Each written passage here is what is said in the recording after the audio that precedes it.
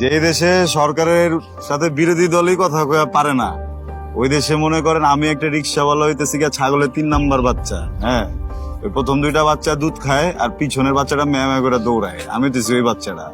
আমার মতো রিক্সাওয়ালারা বা শ্রমিকরা যদি 8-10 জন 2000-3000 পয়রা মরেও জায়গা, এই দেশের সরকারের বা বিরোধী দলের কারো কোনো কিছু যায় আসে না। আমরা আসলে কথাটা কইলেও বা কি কমবো বা আমগো কথাটা কি ঠিক মতো পৌঁছাইবো কিনা জায়গা মতো, এটা তো ভাবার বিষয় ভাই। আচ্ছা ভাই, এই যে ভালো একটা কথা বলেছেন যে বিরোধী দল তো আন্দোলন করছে, সংগ্রাম করছে, অনেকে জেল খাটছে। এই বিরোধী দলের আন্দোলন নিয়ে আপনি আসলে কি বলতে চান?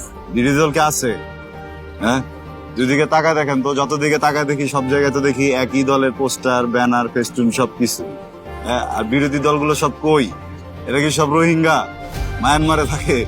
হ্যাঁ, শোনেন, বিরোধী দলের টুটি অনেক আগেই চাইপা ধরা হয়েছে। বিরোধী দল এখন লুলে হয়ে গেছে, তারা কথাও কইতে পারে না, তারা কোনো কিছু করতেও পারে না, আর কথা কর জায়গাটাও তো নাই।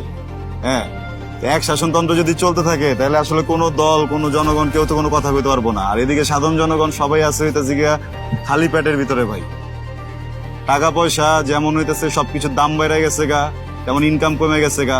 আলুর দাম বেড়ে গেছে, এখন হয়ে গেছে 80 টাকা কেজি। অন্যান্য শাকসবজি 200 টাকার উপরে, 200-300 টাকার নিচে কোনো মাছ নাই। হ্যাঁ, আমি মনে করেন যে এখানে এই বেলার ভিতরে খ্যাপ মারলে 400-500 টাকা আইতো, সেখানে এখন আইছে খালি 80 টাকা। 1 কেজি চালের দামই 80 টাকা। তা আমি যে বাড়িতে ফেরত যাবো 80 টাকা দিয়া আমার পরিবারের জন্য চাল নিমু, নাকি মাছ নিমু, নাকি আলু নিমু, নাকি ডাইল নিমু, আমি তো এই চিন্তায় বাঁচতেছি না ভাই। তাহলে বিরোধী দল কি করতে পারলো না, পারলো না, কি লেগা পারলো না, এটা হলো আমি কেন, আমার মতো আরো 10 জন, 15 জন, 10 লক্ষ, 10 কোটি মানুষ তো কথা বলতে পারবো না ভাই। সবাই এই জায়গায় আটকে আছে, বুঝছেন।